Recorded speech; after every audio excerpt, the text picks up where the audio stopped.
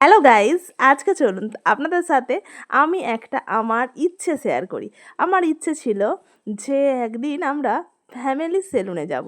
এমনি আমরা আলাদা করে পার্লারে যাই, যেমন লেডিস পার্লার, ও যায় এমনি সেলুনে। কিন্তু আজকে ভাবলাম যে আমাদের বিবাহবার্ষিকী খুব সামনেই রয়েছে, তো একসাথে মিলে একটু ফ্যামিলি সেলুনে গিয়ে আমরা একটু সাজুগুজু করে আসি। এটা কিন্তু আমার ইচ্ছে ছিল, সেই ইচ্ছেটা আজকেই প্রথম আমি পূরণ করলাম। প্রথমেই বরকে বসিয়ে দিল হেয়ার ওয়াশ করার জন্য বেশ সুন্দরভাবে। আর আমি সামনে থেকে ব্যাপারটাকে উপভোগ করলাম, বেশ ভালো লাগলো। কারণ এর আগে যতবারই ও মানে হেয়ার কাটিং করতে গেছে, কখনো আমি তো আর ওর সাথে যাই না, কারণ ওর ছেলেদের সেলুনে গিয়ে চুল কেটে চলে এসেছে।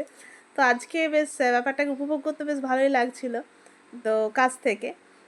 আর যেহেতু ফ্যামিলি পার্লার এবং খুব বিখ্যাত এই আরামবাগের বুকে একটা, তো বেশ সাজানো গুছানো, বেশ সুন্দর ব্যাপারটা, বেশ ভালোই লাগছিল দেখতে। তো এদিকে হেয়ার ওয়াশ হয়ে গেল আর এদিকে হেয়ার কাটিং শুরু হবে। তো আমার হাজব্যান্ড বললো যে চুলটাকে একটু ডিফারেন্ট টাইপ কেটে দাও, যাতে করে লুকসটা চেঞ্জ হয়। আমিও ভাইটাকে বললাম হ্যাঁ তাই করো, একটু মানে যেইভাবে সবসময় কাটা হয় সেটা না কেটে একটু আলাদা স্টাইল করো, ভালো লাগবে।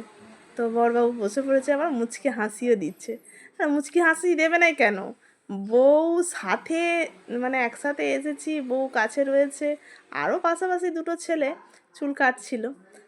তো আমার বড়বাবুর একটু ভালোই লাগছিল, তার বউ মেয়ে সবাই এসেছে, তার হেয়ার কাটিং করা হচ্ছে। এদিকে আমাদের পুচকুটা একটু ছবি তুলে নিল, যেহেতু একটা সুন্দর ফটোশ্যুটের জন্য জায়গা ছিল সেই জন্য।